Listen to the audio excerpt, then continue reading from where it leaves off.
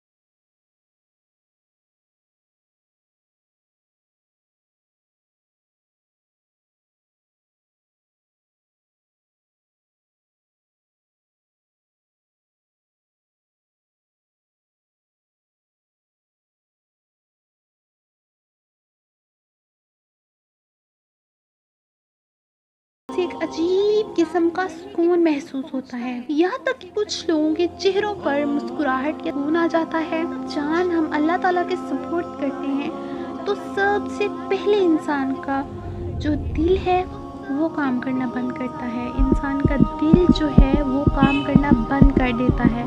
जब जान इंसान की निकलती है اور تمام خون جو ہے وہ ٹانگوں کی طرف چلا جاتا ہے۔ اگر کسی مردے کے چہرے کی طرف دیکھا جائے تو وہ پیلا نظر آتا ہے۔ اس کی یہی وجہ ہے کہ جسم کا تمام خون اکٹھا ہو کر ٹانگوں کی طرف چلا جاتا ہے اور انسانی جان جو ہے ہمیشہ ٹانگوں کی طرف سے نکلنا شروع ہوتی ہے اور آہستہ آہستہ اوپر کو جاتی ہے۔ اکثر بزرگوں اور اولیاء کرام کے وقتوں کی کہانیوں میں پڑھا جاتا تھا کہ انہیں اسرائیل پاؤں کی طرف کھڑا نظر آتا تھا۔ اس کی یہی وجہ ہے کہ زندگی کا اختتام ٹانگوں کی طرف سے شروع ہوتا ہے اور آہستہ آہستہ اوپر آتا ہے۔